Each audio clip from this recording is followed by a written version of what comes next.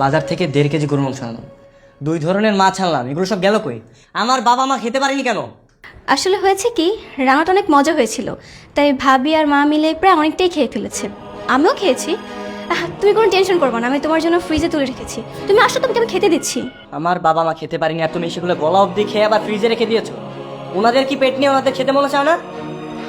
বাবা, এত দরদ? ঠিক আছে, তোমার যদি এত দরদ উঠলে পাশে তুমি রান্না করে খাওয়াতে পারো না? আমি কি তোমাকে না করেছি? আমার মাকে আমি যেমন রান্না করে খাইয়েছি, তোমার মার যদি খেতে ইচ্ছা হয় না, তুমিও রান্না করে খাওয়াবে।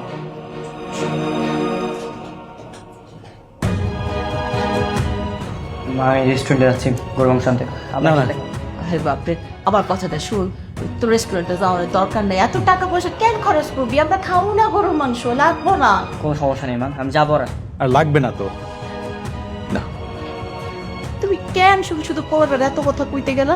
এত ভেজা পাওয়ানোর কোনো দরকার আছে? শুধু শুধু একটা ঝামেলা বাঁধলো।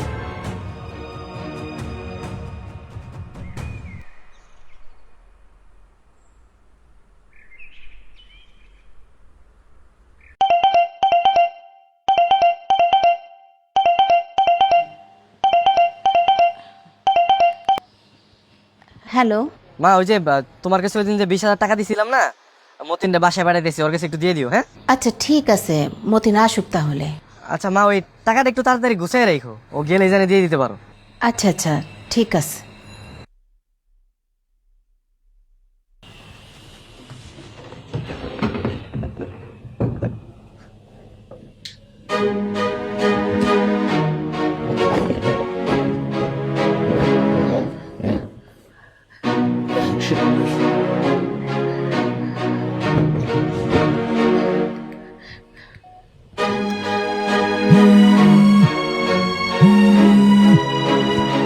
মা মতিন কি বাসায় গেছে?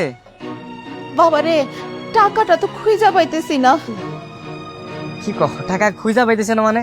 একটু ভালো মতো খুঁজো না, বাসাতে তো আছে টাকা। আমি সবখানে দেখছি বাপ, টাকাটা নাই। কি কও, টাকা নাই মানে? আচ্ছা বুঝতে পারছি মা, তুমি টেনশন করো না, আমি দেখতেছি। হ্যাঁ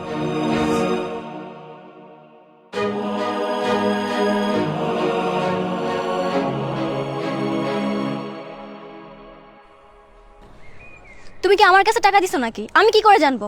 আমি জানি টাকা তোমার কাছে আছে। টাকা কি করছো না করছো আমার শোনার সময় নেই, তোমার টাকা দাও। একটা কাজে খরচ করে ফেলছি। কি তোমার এমন কাজ? হ্যাঁ, টাকাটা আমি রাখছি দোকানের মাল ওঠানোর জন্য, আমার এখন ইমিডিয়েটলি টাকা দরকার, টাকা ফেরত দাও। কিসের টাকা টাকা শুরু করছো? বললাম না টাকা খরচ করে ফেলছি। একটা বাসা দেখতে গিয়েছিলাম, বাসাটা খুব সুন্দর ছিল, আমার পছন্দ হয়েছে, এই জন্য ওই টাকাটা ওখানে অ্যাডভান্স করে দিছি। আমি বলছিলাম তোমার আমার টাকা লাগবে, হ্যাঁ বলছিলাম আমরা আলাদা হবো না। প্রতিটা মেয়ের একটা স্বপ্ন থাকে, বিয়ের পর আলাদা একটা সংসার হবে, কিন্তু তুমি তুমি আমার সেই স্বপ্ন পূরণ করতে দিচ্ছ না কেন? দেখো নীলা, বাবা অসুস্থ, মা সবসময় বাবার পাশে থাকে, আর এই অবস্থা যদি আমরা চলে যাই তাদেরকে দেখবে কি? মা সবসময় বাবারা দেখবে, রান্না করবে নাকি ঘর সামলাবে বলো তো? দেখো আমি এত কিছু শুনতে চাই না, আমি বাবা মাকে ছাড়া কোথাও যাবো না, আর আমার টাকা আজকের মধ্যেই লাগবে, তুমি রাতের মধ্যে ম্যানেজ করে রাখবে, আমি নিয়ে যাবো।